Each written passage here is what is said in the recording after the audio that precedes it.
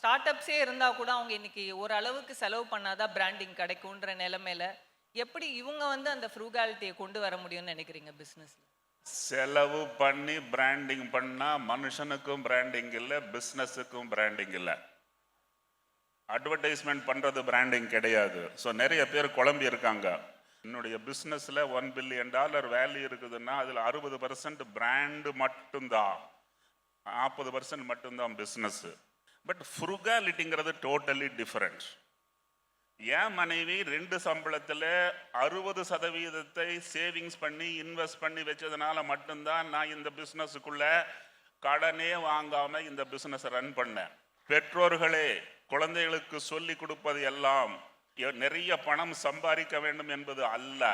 எவ்வளவு குறைவான செலவு செய்து மன நிம்மதியோடு இருக்க முடியுமோ அதை மட்டும் சொல்லி கொடுத்துட்டீங்கன்னா லைஃப்ல பிரச்சனையே கிடையாது.